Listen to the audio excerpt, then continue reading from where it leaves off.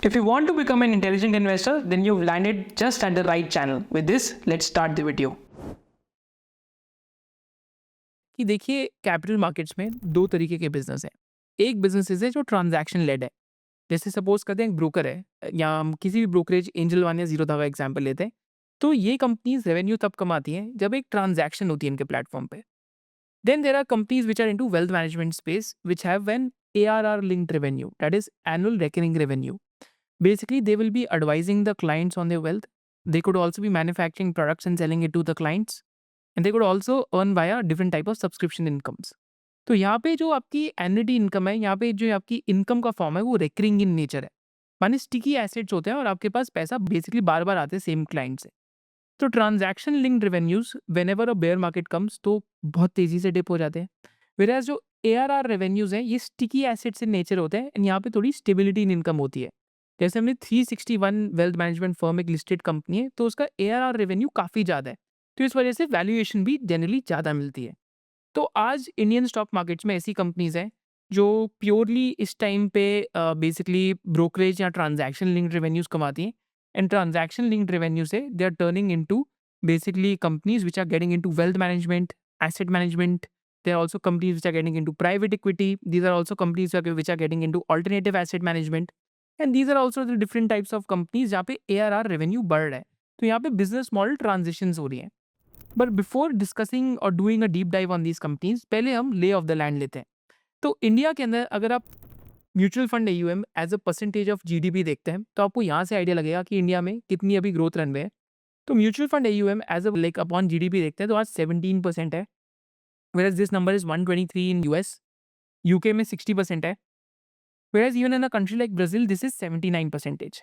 Where अगर आप last 10 years में देखते हैं तो म्यूचुअल फंड्स का AUM 20% पे ग्रो करा है, AIFs का AUM 56% पे ग्रो करा है, where insurance industry 12% per annum पे ग्रो करी है। एंड इंडिया का लाइक जो US या फिर अगर हम कंपैरिजन करते हैं डिफरेंट कंट्रीज से तो इंडिया में जो पेनिट्रेशन है AUM upon GDP mutual funds की हमने पहले ही देखा वो 17 to 19% के बीच में, AIFs की 1% के आसपास है। बट सबसे interesting data which gives an idea कि why this industry is growing is that अगर हम इंडिया में SIP की ग्रोथ लगाते हैं कि आज महीने में जितने की भी SIP जाती है, आई थिंक 24 to 28,000 करोड़ के बीच में एक नंबर है।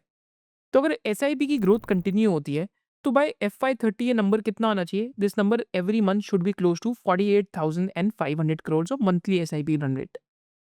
एंड अगर इसी SIP रन रेट को हम अज्यूम करते हैं along with basically debt products and other products and let's assume कि कोई भी नया लमसम नहीं आता, माने कोई भी लमसम इन्वेस्टमेंट नहीं करता, सब SIP करते हैं एंड SIP की ग्रोथ रेट कंटिन्यू होती है, SIP यहाँ से डबल हो जाती है every month.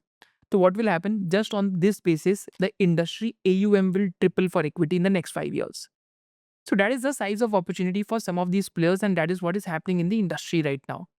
Right, and this is why some of the capital market businesses have done well over last 5 years. But mind you, it's a cyclical business जो हम risk factors towards the end जरूर discuss करेंगे। एक और चीज अगर हम industry को देखते हैं टॉप डाउन तो इंडिया में आज भी 6.9% of households are investing in equities, whereas this number is 15 to 20% plus for other types of basically countries. And India में जो total Indian house hold assets देखते हैं तो सबसे ज़्यादा पोर्शन गोल्ड की तरफ है। गोल्ड के बाद this portion is more towards property, bank deposits. Actually में अगर आज भी हम इक्विटी का कंपैरिजन करते हैं बैंक डिपॉजिट से तो still there is more money in bank deposits versus equity when it comes to savings of Indian households. But all over the world क्या हुआ इस इंडस्ट्री में कि there have been different companies like BlackRock, Vanguard, Fidelity, State Street which have grown their AUM to literally trillions of dollars. जैसे BlackRock का 11.58 trillion dollars का AUM है because they are into more of passive product. Similarly Vanguard is doing the same. India के अंदर भी Jio finance के साथ BlackRock ने JV करके स्टार्ट करा है। अब जियो फाइनेंस की भी हमारी वीडियो देख सकते हैं।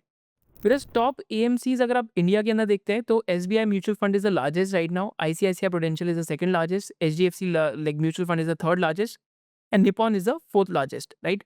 एंड यहाँ पे जो इनका AUM है दैट इज 11.52 ट्रिलियन रुपीज। तो how we view this industry is that कि what the companies are trying to do is that companies जो ब्रोकरेज स्पेस के अंदर है specially post more FNO regulations, what these companies are trying to do, they are trying to get into sticky assets, that is wealth management business और manufacturing own products. आप चाहे मोतीलाल ओसवाल पढ़िए, चाहे आप एंजल वन पढ़िए, तो आपको ये ट्रेंड बहुत एविडेंट हो जाएगा। चाहे आप अगर नुवामा का भी एग्जांपल लेते हैं तो नुवामा भी बार-बार एआरआर रेवेन्यूज़ की ज़्यादा बात करते हैं।